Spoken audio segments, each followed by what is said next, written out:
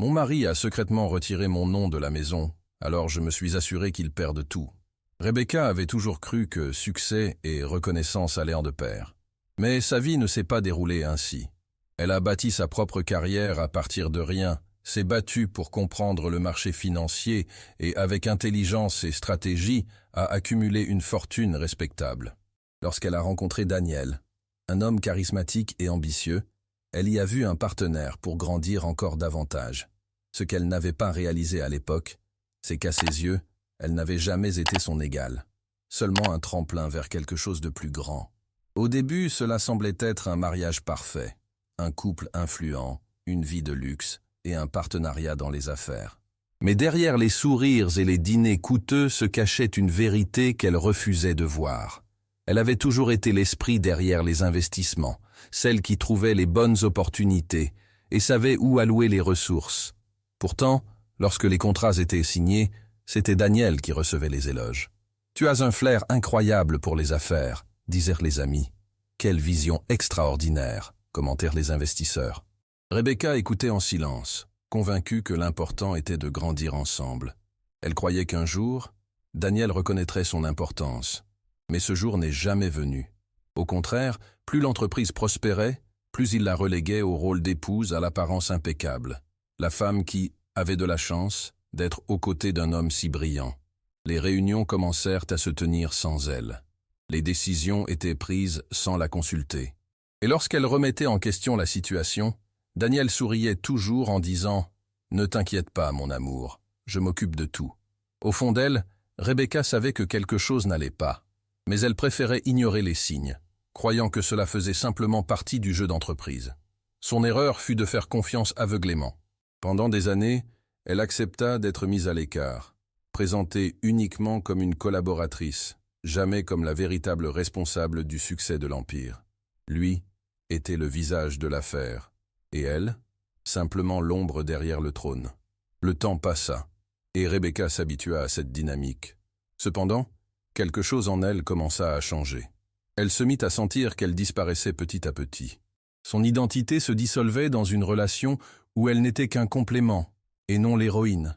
Amis et investisseurs la voyaient uniquement comme l'épouse de Daniel Cole, et non comme la brillante stratège financière qui avait bâti cette fortune.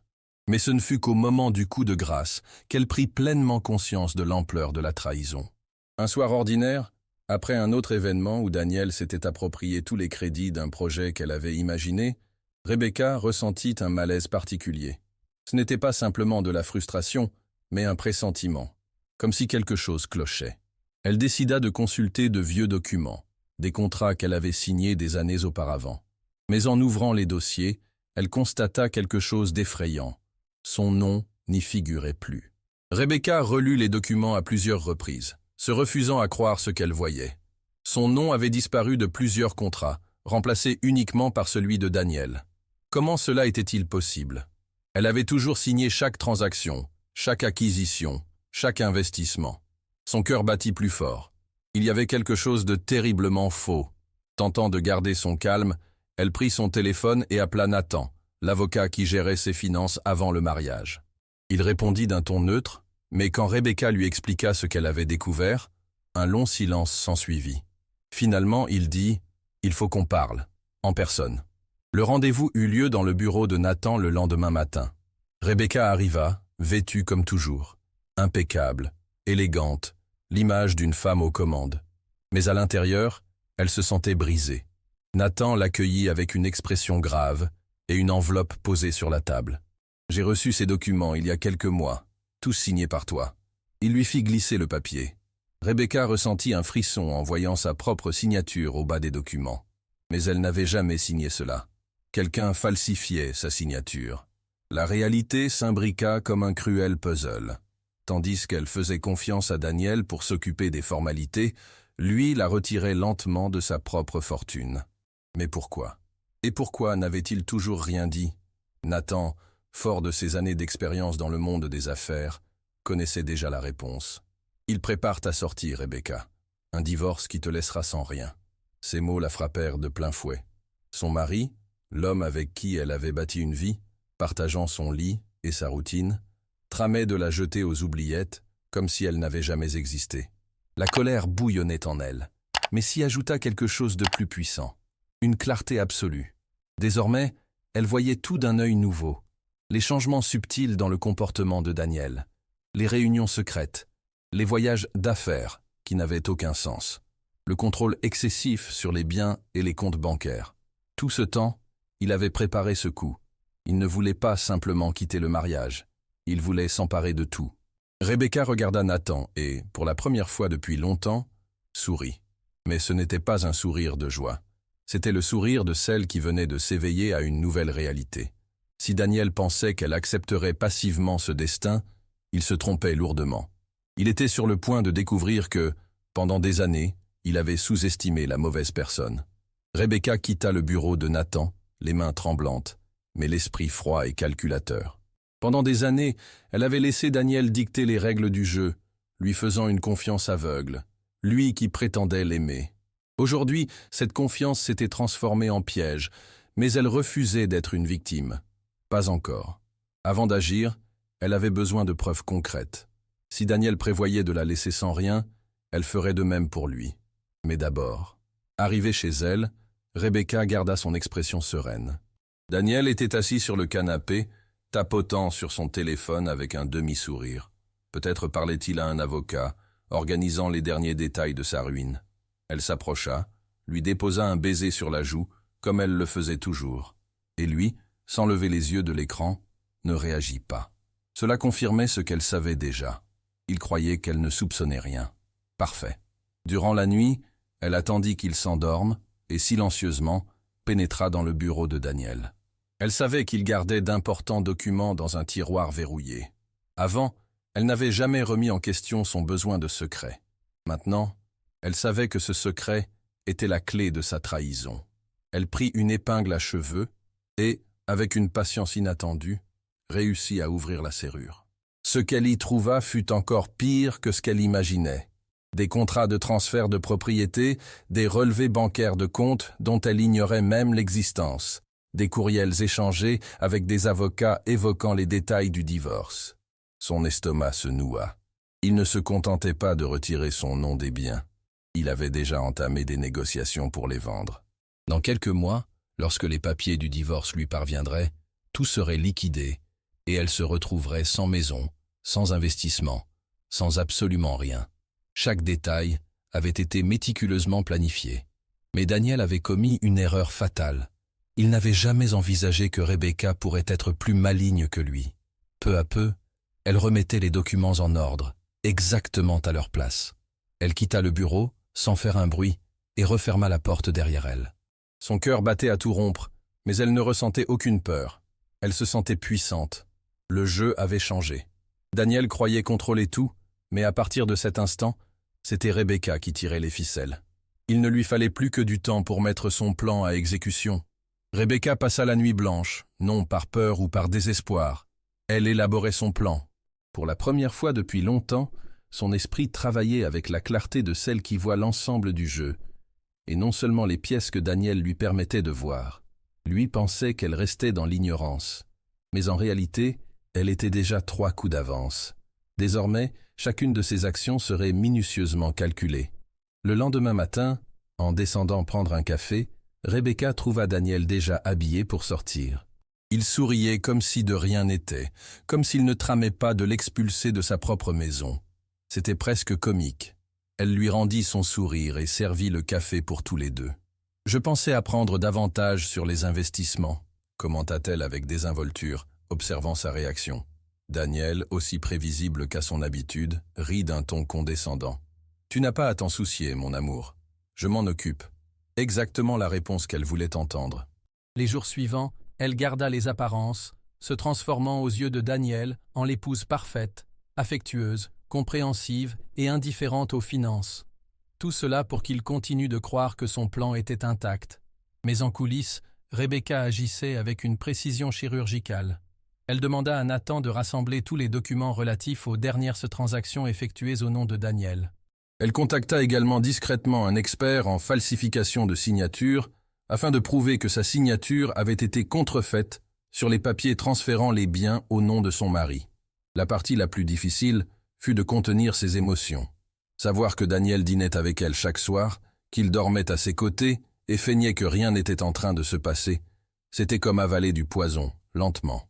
Mais chaque instant de simulation en valait la peine, car chaque jour, elle recueillait davantage d'informations. Elle ne voulait pas seulement se protéger. Elle voulait s'assurer qu'à la fin, Daniel se retrouve les mains vides. En quelques semaines, elle avait réuni tout ce dont elle avait besoin. Des preuves de la falsification, des relevés de comptes cachés et, surtout, un plan clair pour renverser la situation. Daniel n'avait aucune idée, mais pendant qu'il se préparait à l'exclure de sa vie, Rebecca avait déjà commencé à démanteler son empire, pièce par pièce. Rebecca savait qu'elle ne pouvait pas simplement confronter Daniel. Il était astucieux, manipulateur et disposait de suffisamment d'influence pour tenter de renverser toute accusation. Non, elle devait être patiente. Son plan exigeait précision et temps, et elle était prête à attendre le moment opportun. La première manœuvre fut de s'assurer qu'elle ait accès à ses propres ressources. Discrètement, elle commença à transférer de petites sommes sur un compte séparé au nom de sa société de conseil financier, une entreprise qu'elle gardait sous le radar, mais qui allait désormais devenir sa forteresse. Si Daniel prévoyait de la laisser sans rien, elle veillerait à ce qu'au moment venu, ce soit lui qui reste les mains vides. Chaque centime détourné de manière imperceptible serait un coup porté à son arrogance. La deuxième phase impliquait une riposte subtile. Tandis que Daniel croyait qu'elle demeurait une simple spectatrice passive, Rebecca commença à contacter des investisseurs et des avocats de confiance. Sous une raison sociale, elle explora des opportunités d'affaires et s'assura qu'au moment propice, elle pourrait agir sans que sa participation ne soit détectée. Elle créa également une holding fictive pour protéger les actifs que Daniel pensait contrôler. Pendant ce temps, Daniel continuait de vivre sa mascarade. Chaque matin, il sortait avec assurance, convaincu que tout se déroulait selon ses plans. Il parlait de rééquilibrer les investissements et d'une grande acquisition immobilière qui apporterait d'énormes profits. Rebecca feignait l'enthousiasme, posait des questions naïves et lui répondait avec ce ton paternaliste, renforçant ainsi sa conviction qu'elle ne comprenait rien à ce qui se passait. Mais en réalité, chacune de ces réponses aidait Rebecca à se préparer pour le coup final. Le jeu avait désormais de nouvelles règles, et Daniel ignorait toujours qu'il jouait contre quelqu'un qui connaissait toutes ses faiblesses. Rebecca observait et notait mentalement chaque détail, attendant le moment opportun pour le checkmate. Elle ne voulait pas seulement gagner, elle voulait qu'il voie s'effondrer tout ce qu'il croyait posséder. Daniel s'était toujours considéré comme le plus intelligent de la relation. Pour lui, Rebecca n'était qu'un ornement, une femme qui avait eu la chance d'épouser un homme à succès. Dans son esprit, elle ne soupçonnerait jamais rien, encore moins serait capable de remettre en question ses décisions. Ce fut l'erreur qui scella son destin. Rebecca comprit que la confiance excessive qu'il avait en son ignorance était son plus grand atout. Tandis qu'il poursuivait sa routine habituelle, elle observait. Chaque réunion planifiée, chaque appel en pleine nuit, chaque document laissé sur la table devenait un indice. Avec patience et stratégie, elle commença à tracer tous les mouvements financiers de Daniel. Ce qui avait été un jeu d'illusion se transforma en un échiquier où elle déplaçait les pièces sans que lui ne s'en aperçoive. Son plan était simple. Lorsque les papiers du divorce seraient livrés, Rebecca se retrouverait les mains vides et lui aurait toutes les propriétés, comptes et investissements. Mais ce que Daniel ignorait, c'est qu'elle avait déjà inversé une partie des détournements et s'était assurée que ses propres ressources étaient en sécurité.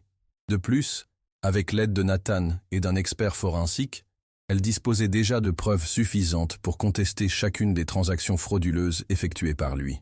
À chaque nouveau mouvement, Rebecca devenait plus forte. Elle ne ressentait plus ni peur ni insécurité. Elle se sentait en contrôle. Daniel continuait de croire que son épouse était complètement ignorante, toujours la femme docile qui lui faisait confiance aveuglément. Mais lui ne remarquait pas à quel point ses réponses devenaient prévisibles, comment Rebecca posait des questions stratégiques, comment chaque détail apparemment anodin qu'il partageait était utilisé contre lui. Son excès de confiance fut sa ruine. Lui croyait être aux commandes, détenant le contrôle absolu de la situation. Mais la vérité était que le jeu avait déjà changé. Et lui était le seul à ne pas encore l'avoir compris. Rebecca savait qu'il ne suffisait pas de se protéger. Il fallait agir avant que Daniel ne réalise que quelque chose clochait. S'il attendait trop, Il pourrait anticiper ses mouvements et entraver sa stratégie. Alors, en silence, elle mit en place un plan parallèle. Un plan qui garantirait qu'au moment venu, Daniel perde tout ce qu'il avait tenté de lui voler. La première manœuvre fut de formaliser sa société de conseil financier qui jusque-là opérait en coulisses. Avec l'aide de Nathan et d'un comptable de confiance, elle structura l'entreprise de manière à pouvoir absorber les biens de Daniel sans éveiller les soupçons. Ses investissements commencèrent à être réaffectés, transférés vers des entités que lui ne pouvait pas tracer. Ce qui était autrefois une petite affaire se transforma rapidement en une forteresse financière, prête à s'étendre au moment précis. Pendant ce temps, Daniel continuait de croire qu'il menait son plan sans encombre. Il parlait de sa nouvelle acquisition immobilière. Un grand projet qui, selon lui, rapporterait des millions. Ce que lui ignorait, c'est que Rebecca avait découvert cette transaction et négociait déjà discrètement pour que l'achat se réalise sans sa participation. Avec l'aide de Nathan et d'investisseurs stratégiques, elle devint une concurrente directe de son propre mari, sans que lui ne s'en rende compte.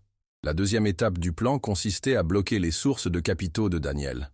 Sachant qu'il dépendait de prêts et de partenariats, Rebecca utilisa son influence discrète pour miner sa crédibilité sur le marché. De petites insinuations ici et là, des investisseurs alertés sur de possibles risques. Peu à peu, Daniel commença à rencontrer des obstacles inattendus. Les banques remettaient en question ses garanties, les investisseurs hésitaient et ses affaires se ralentissaient. Le jeu était joué. Rebecca n'était plus simplement une victime qui tentait de se sauver. Elle était la stratège qui déplaçait les pièces avant même que Daniel ne sache qu'il était sur le point de perdre. Lui croyait avoir le contrôle, mais en réalité, le pouvoir avait déjà changé de main. Le tournant était proche, et quand il s'en rendrait compte, il serait trop tard. Daniel était sur le point de conclure son coup final. L'achat d'un immeuble commercial de grande valeur, qui consoliderait encore davantage sa position sur le marché. L'affaire était essentielle pour lui, car, outre le prestige, le retour financier lui garantirait les fonds nécessaires pour continuer à étendre ses investissements. Et bien sûr, sortir du mariage sans rien perdre. Il s'imaginait déjà un avenir sans Rebecca, vivant confortablement et sans soucis financiers. Ce que lui ignorait, c'est que Rebecca s'était déjà anticipée. Dès qu'elle découvrit l'intention de Daniel d'acquérir la propriété, elle agit rapidement. En utilisant sa société de conseil financier, désormais formalisée, elle fit une offre meilleure et plus sûre aux vendeurs. Sa proposition offrait des garanties plus stables, sans les risques financiers que présentait Daniel, et fut accueillie avec bien plus de confiance. Tandis que Daniel pensait sécuriser sa stabilité financière, Rebecca lui avait déjà arraché cette possibilité. Lorsque Daniel reçut l'appel lui annonçant que son accord avait été annulé au profit d'un autre acheteur, il s'emporta. Quelqu'un était intervenu, quelqu'un avait joué une carte plus forte. Il passa des heures à essayer de comprendre ce qui s'était passé, appelant ses contacts et tentant d'inverser la décision. Mais la réponse fut toujours la même. L'offre de l'autre investisseur était meilleure. Et le pire, personne ne voulait lui dire qui se cachait derrière cette négociation. Rebecca garda sa discrétion, évitant tout comportement qui pourrait éveiller les soupçons. Lors du dîner de ce soir-là, Daniel était agité, irrité, mais tentait de dissimuler ses émotions. On dirait que quelqu'un m'a joué un sale tour dans une grosse affaire aujourd'hui, commenta-t-il en sirotant son vin. Rebecca leva les yeux, feignant la surprise. Vraiment? Quel genre d'affaire? Il soupira, frustré. Rien dont tu aies à t'inquiéter. Elle sourit intérieurement. Lui n'avait aucune idée que la femme assise en face de lui était responsable de sa défaite. Cette transaction fut le premier grand coup porté à l'empire de Daniel. Lui ne le savait pas encore, mais il allait perdre bien plus qu'un immeuble. À chaque nouveau mouvement, Rebecca s'assurait que, lorsque la vérité éclaterait enfin, il ne lui resterait plus rien à sauver. Rebecca savait qu'attaquer Daniel uniquement sur le marché immobilier ne serait pas suffisant. Il possédait encore de l'argent caché, des ressources secrètes qui lui garantiraient la survie, même si ses principales transactions étaient compromises. Pour le démanteler complètement, il fallait exposer ses fonds secrets. Avec l'aide de Nathan et d'un expert financier, Rebecca commença à tracer les comptes que Daniel dissimulait. Elle avait déjà trouvé des preuves de transferts douteux, mais maintenant, elle voulait des preuves concrètes de comptes offshore et d'investissements qu'il n'avait jamais mentionnés. Grâce à un minutieux travail d'audit, ils découvrirent Quelque chose d'encore pire que ce qu'ils imaginaient. Daniel avait détourné de l'argent de ses propres projets, réaffectant des millions sur des comptes internationaux au nom de sociétés écrans. Cela signifiait qu'en plus de tenter de l'exclure, il trompait également les investisseurs et partenaires financiers. Si cela venait à être révélé, Daniel ne perdrait pas seulement de l'argent. Il perdrait sa réputation et pourrait faire face à de sérieuses enquêtes. C'était le genre d'information qui pouvait faire s'effondrer un empire du jour au lendemain. Rebecca ne révéla pas ses atouts immédiatement. Elle voulait que Daniel continue de croire qu'il était en sécurité.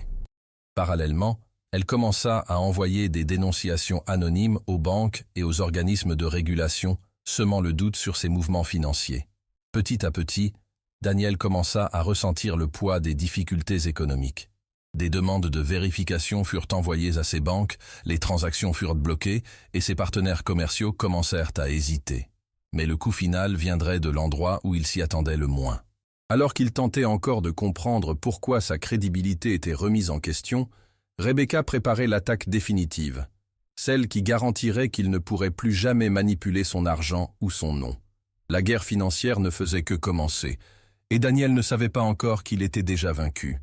Daniel avait toujours misé sur son image publique pour maintenir la prospérité de ses affaires. Être un homme d'affaires respectable était son plus grand atout, et il le savait bien.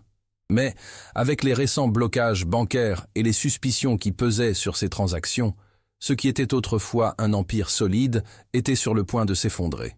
Les premiers signes arrivèrent de manière subtile. Un investisseur qui avait toujours montré de l'intérêt pour ses projets reporta soudainement une réunion. Une transaction qui aurait dû être approuvée sans problème fut soumise à l'analyse de la banque. De petits retards et refus commencèrent à s'accumuler, et Daniel ne comprenait pas pourquoi. Il croyait toujours détenir le contrôle de tout, mais Rebecca savait que c'était le début de la fin. Puis vint le coup le plus dévastateur. Des partenaires de longue date commencèrent à se distancer. Des rumeurs circulaient sur le marché indiquant que quelque chose n'allait pas dans les finances de Daniel. Certains suspectaient des fraudes, d'autres redoutaient un effondrement financier imminent. Ce que personne ne savait, c'est que Rebecca alimentait discrètement ses doutes. Elle envoyait des informations stratégiques à des personnes influentes, juste assez pour faire paraître Daniel comme un risque d'investissement. La grande humiliation survint lors d'un événement du secteur immobilier. Autrefois, Daniel était le centre de l'attention lors de ces rencontres. Mais cette fois, lorsqu'il essaya d'approcher l'un de ses plus grands investisseurs, il fut accueilli par une poignée de mains froides et une excuse vague. D'autres partenaires détournèrent le regard, évitaient les longues discussions, comme s'il portait en lui un problème que personne ne voulait associer à son nom. Pour la première fois, Daniel se rendit compte que quelque chose n'allait pas, très mal. Ce soir-là, il rentra chez lui, frustré et irritable.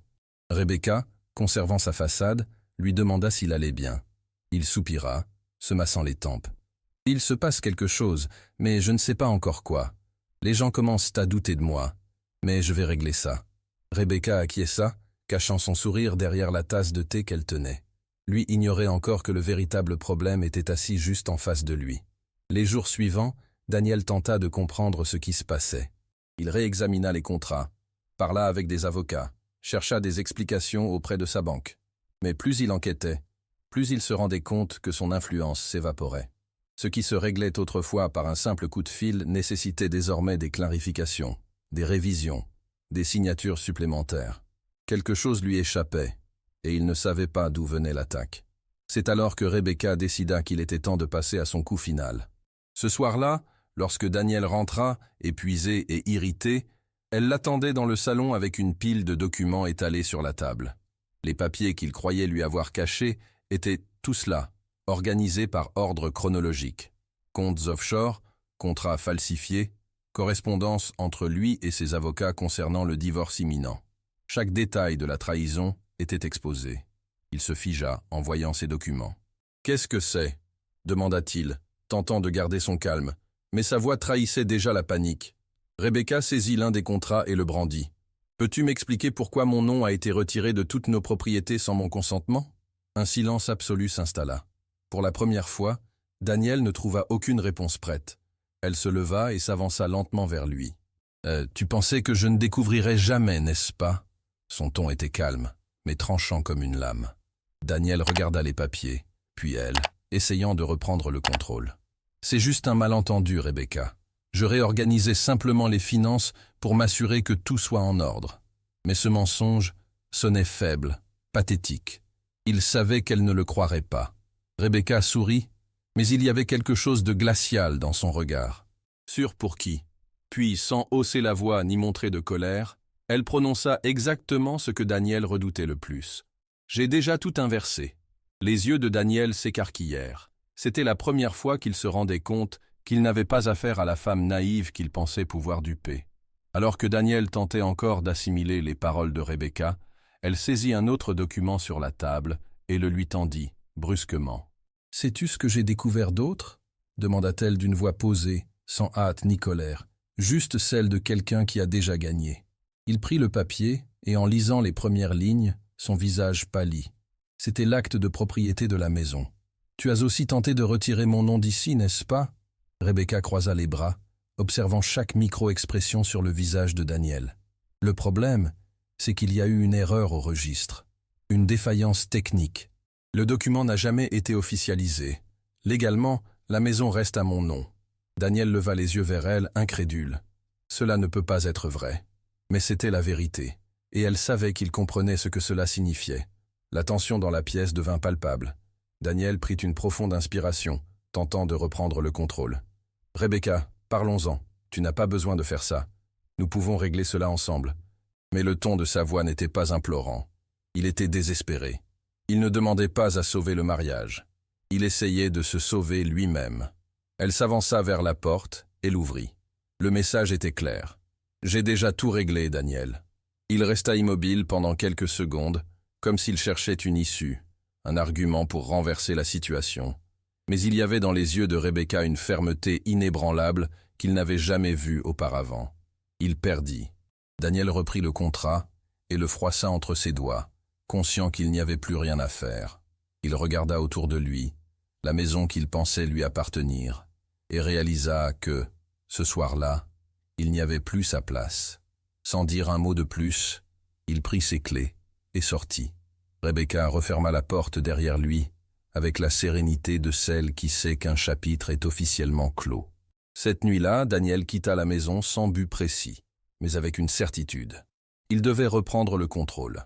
Cependant, le lendemain, lorsqu'il tenta d'accéder à ses comptes bancaires, il trouva quelque chose qu'il n'aurait jamais imaginé. Ses avoirs étaient gelés. Toutes les opérations avaient été bloquées par ordre des autorités financières, et toute tentative de transfert était soumise à vérification. Il se précipita aux banques, cherchant à comprendre ce qui se passait. Mais dès qu'il s'assit en face du directeur, il comprit le problème. « Monsieur Cole, nous menons actuellement une enquête sur des opérations irrégulières sur vos comptes. Certaines transactions doivent être clarifiées avant de pouvoir débloquer les fonds. » Daniel essaya d'argumenter, mais il n'avait plus aucune emprise. Il était encerclé. Pendant ce temps, Rebecca observait tout de loin, avec la sérénité de celle qui connaît déjà l'issue. Avec l'aide de Nathan, elle avait lancé un audit officiel des finances de Daniel. Chaque compte caché, chaque transfert suspect, chaque tentative de dissimulation d'argent avait été documenté et envoyé pour analyse. Il ne perdait pas seulement de l'argent, il devenait la cible d'une enquête formelle. Le coup le plus dur arriva lorsque ses investisseurs commencèrent à exiger des explications. Avec les rumeurs qui circulaient et ses biens gelés, plus personne ne lui faisait confiance. Ceux qui autrefois étaient prêts à investir des millions dans ces projets exigeaient désormais des garanties qu'ils ne pouvaient fournir. Les contrats commencèrent à être annulés. Il ne pouvait plus obtenir de prêts. L'empire qu'il avait bâti, l'empire qui avait volé à Rebecca, s'effondrait. Sans autre option, Daniel prit son téléphone et composa le numéro de Rebecca. L'appel aboutit directement sur sa messagerie vocale. Elle n'avait plus rien à lui dire. Il avait fait ses choix. Maintenant, il en payait le prix. Daniel avait toujours cru que sa réputation était inébranlable. Pour lui, les contacts qu'il avait cultivés au fil des années suffisaient à le protéger de toute crise. Mais, au fur et à mesure que les nouvelles de ses opérations financières se répandaient, son nom passa de respecté à être perçu comme un risque imminent. La première grande perte survint avec un appel téléphonique. L'un de ses plus grands investisseurs, qui avait promis des millions pour un nouveau projet, décida d'annuler le contrat. La justification fut froide et directe. « Nous ne pouvons prendre le risque d'être associés à toi en ce moment. » Et ce ne fut que le début. D'autres investisseurs suivirent le même chemin, rompant les contrats, retirant leur participation et se distanciant autant que possible. Daniel se rendit compte qu'il était seul. Les alliés qu'il avait flattés lors de ses succès ne répondaient même plus à ses appels. Même ses avocats commencèrent à lui suggérer de réduire son exposition publique afin d'éviter un scandale plus grand. En quelques semaines, il passa d'un entrepreneur prometteur à un homme dont les affaires s'effondraient sous ses yeux. De son côté, Rebecca observait tout cela avec un mélange de satisfaction et de soulagement. Elle n'avait rien de plus à faire. Daniel se détruisait lui-même. Son effondrement financier n'était pas seulement la conséquence de sa trahison, mais aussi de l'arrogance de croire que l'on peut tout construire sur des mensonges et des manipulations. L'entreprise dont il était si fier, qu'il appelait son empire, fut dissoute discrètement. Sans argent, sans crédibilité et sans alliés, Daniel se retrouva officiellement en faillite. Pour la première fois, il goûtait à son propre venin. Et désormais, plus personne ne venait à son secours. Alors que Daniel tentait en vain de reconstruire sa réputation, Rebecca s'employait à faire en sorte que sa nouvelle vie soit encore plus grande que tout ce qu'elle avait accompli auparavant. Elle ne voulait pas seulement surmonter le passé, elle voulait bâtir quelque chose qui lui appartiendrait, sans ombre, sans manipulation, sans trahison. Ce qui avait commencé comme une petite affaire parallèle se transforma en une société de conseil en investissement consolidé. Avec les actifs qu'elle avait réussi à récupérer avant que Daniel ne puisse les saisir, elle renforça son entreprise et attira des partenaires qui avaient en confiance en elle. Contrairement à Daniel, Rebecca n'avait pas besoin d'apparence ou de faux contacts. Elle avait du talent et de la vision. L'ironie voulait que les mêmes investisseurs qui auparavant l'ignoraient, la traitant simplement comme l'épouse de Daniel Cole, veuillent désormais la rencontrer. Le marché avait changé de cap. Daniel était un nom terni, tandis que Rebecca était perçue comme la femme qui avait su se réinventer. Elle avait prouvé qu'elle avait toujours été le véritable cerveau du succès. Un soir, alors qu'elle révisait certains contrats, elle remarqua un détail curieux. L'une des entreprises qui finançait autrefois Daniel voulait désormais travailler avec elle. Le même cercle qu'il utilisait pour s'affermir reconnaissait maintenant que la véritable dirigeante avait toujours été là. Elle était devenue la personne que Daniel prétendait toujours être. Mais la plus grande victoire n'était pas financière. Elle était personnelle. Rebecca se voyait enfin libre. Libre de la manipulation, libre de devoir prouver sa valeur à quelqu'un qui ne l'avait jamais vraiment vue. Désormais, elle ne regardait qu'au futur. Son avenir était intact, son passé enterré. Tandis que Rebecca prospérait, Daniel subissait les conséquences de ses propres choix. Sans investissement, sans crédibilité et sans patrimoine, il fut contraint d'accepter la dure réalité. Il était fini. Les portes qui s'ouvraient autrefois d'un simple geste de la main étaient désormais fermées. Aucune banque ne voulait prêter de l'argent à quelqu'un sous enquête. Aucun investisseur fiable ne voulait s'associer à un nom désormais entaché de soupçons de fraude et de manipulation. Il tenta de repartir, mais personne n'oublie un échec aussi public. Sans issue, Daniel fut contraint de vendre ce qui restait de sa vie luxueuse. La voiture importée, les montres, les derniers biens de valeur. Tout fut liquidé pour rembourser les dettes et tenter de se maintenir à flot. Mais ce ne fut pas suffisant. L'homme qui autrefois exhibait richesse et influence vivait désormais de petits boulots et des faveurs accordées par d'anciens connaissances qui continuaient à le plaindre. Rebecca entendit des rumeurs à son sujet. On disait qu'il avait déménagé dans une ville plus petite, tentant de reconstruire une carrière dans un marché qui ne connaissait pas encore son histoire. Mais cela ne l'intéressait pas. Lui ne faisait plus partie de sa vie. Son destin n'était plus son problème. Ce qui demeurait, c'était l'ironie de tout cela. Lui avait prévu de lui tout prendre, et c'est lui qui se retrouva avec rien. Et la plus grande leçon pour Daniel ne fut pas la perte d'argent, mais le fait qu'en fin de compte, il n'avait jamais été aussi indispensable qu'il le croyait. Le monde des affaires a toujours été impitoyable. Un nom peut être exalté un jour et oublié le lendemain. C'est exactement ce qui arriva à Daniel. Autrefois, on le considérait comme un investisseur prometteur. Aujourd'hui, son nom est synonyme d'échec. Mais, de l'autre côté, Rebecca émergeait comme l'une des entrepreneuses les plus respectées du marché. La transition fut presque naturelle. Les mêmes investisseurs qui se rangèrent jadis du côté de Daniel voulèrent maintenant comprendre comment Rebecca avait réussi à renverser la situation de manière si stratégique. Certains tentèrent de dissimuler leur soutien, se comportant comme s'ils avaient toujours appuyé sa vision. Mais Rebecca connaissait la vérité. Ces mêmes personnes l'avaient sous-estimée pendant des années. Elle ne nourrissait aucune rancune, mais ne rendait pas non plus de services gratuits. Chaque partenariat qu'elle acceptait était minutieusement analysé, et chaque proposition examinée avec un regard clinique. Si autrefois on la voyait comme l'épouse derrière l'homme d'affaires, elle était désormais reconnue comme une stratège qui savait gagner sans avoir besoin de jouer sale. La preuve la plus frappante de ce changement survint lorsqu'une des plus grandes entreprises du secteur invita Rebecca à intervenir comme conférencière lors d'un événement autrefois animé par Daniel. Le marché non seulement acceptait désormais son leadership, il en dépendait. Elle n'avait pas pris la place de Daniel. Elle en avait créé une qui lui était propre. Finalement, le monde de l'entreprise n'avait pas de place pour ceux qui vivaient d'apparence et de manipulation. La véritable force réside dans le talent et la compétence. Et c'était cela qui définissait désormais Rebecca. Elle avait gagné parce qu'elle avait toujours été la plus intelligente. Il ne manquait plus qu'au monde de le reconnaître. Un jour, alors qu'elle révisait des documents dans son bureau, Rebecca reçut un message inattendu de son assistante. Kyle Wilson souhaitait la rencontrer. Lui, qui avait été l'un des plus grands alliés de Daniel, tentait désormais de se rapprocher. Curieux. Kyle avait été l'un des premiers à se distancier lorsque Daniel commença à s'effondrer.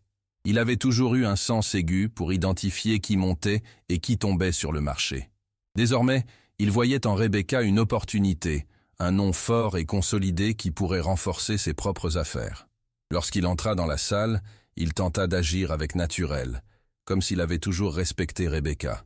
« Rebecca, j'ai toujours su que tu étais intelligente, mais je dois avouer que je suis impressionné par tout ce que tu as construit. » Elle sourit poliment. Elle connaissait parfaitement le jeu qu'il jouait. Il présenta une proposition de partenariat, louant sa vision et sa capacité stratégique. Mais Rebecca n'avait pas besoin de compliments vides. Elle l'écouta patiemment, examina l'offre, puis répondit calmement « Je vais y réfléchir ». Kyle ne se rendit pas compte qu'à cet instant, elle avait déjà pris sa décision. Une fois qu'il fut parti, Rebecca regarda la vue panoramique depuis son bureau. Autrefois, elle aurait peut-être ressenti le besoin d'être validée par ce genre de reconnaissance.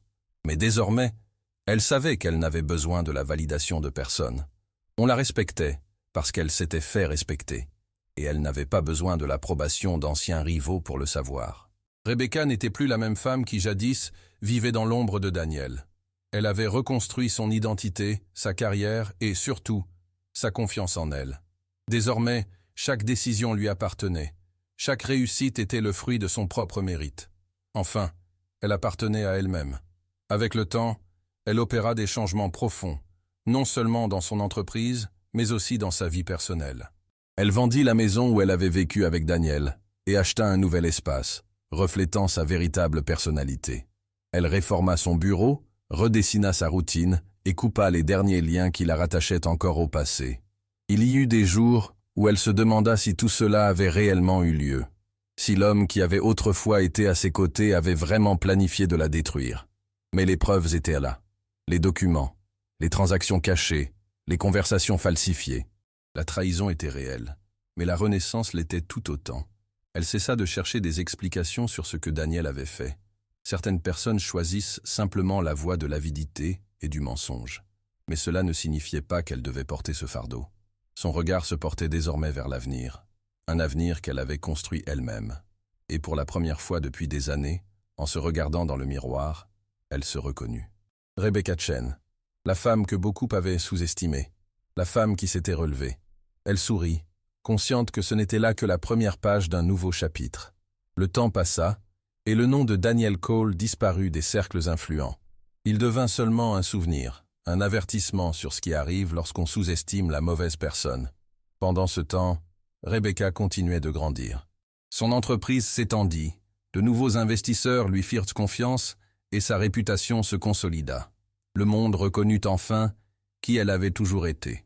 Un soir, alors qu'elle regardait le coucher de soleil depuis son nouvel appartement, elle reçut une notification sur son téléphone. C'était un article sur le déclin de Daniel Cole. Lui tentait de repartir, loin des projecteurs, acceptant de petits boulots dans des entreprises qui ne l'auraient jamais embauché auparavant. Rebecca ouvrit l'article, lut quelques lignes, puis éteignit son téléphone. Cela n'avait plus d'importance. Le destin avait déjà fait son œuvre. Ce qui importait désormais, c'était la vie qu'elle avait construite, sans avoir à prouver quoi que ce soit à qui que ce soit, sans avoir à se cacher, sans devoir atténuer son éclat pour qu'un autre homme se sente grand. Elle avait surmonté non seulement Daniel, mais aussi sa vieille version, celle qui pensait avoir besoin de la validation des autres pour être forte. Alors qu'elle sirotait un verre de vin, elle repensa à tout ce qui s'était passé. Son plan avait été parfait, sauf un détail. Lui n'avait jamais imaginé que la femme qu'il avait voulu effacer deviendrait la plus grande menace pour sa propre existence. Mais cela n'avait plus d'importance. Elle avait gagné. Non pas en détruisant Daniel, mais en se reconstruisant elle-même. Et c'est dans cet instant de silence et de paix que Rebecca comprit. Le meilleur type de vengeance n'est pas de détruire quelqu'un. C'est de montrer que vous n'avez jamais eu besoin de lui pour triompher. Si cette histoire a touché ton cœur, partage-la avec quelqu'un qui a besoin de ce message de force et de dépassement. Abonne-toi pour plus d'histoires inspirantes de courage et de résilience. Rejoins notre communauté pour te laisser émouvoir par des récits réels de transformation.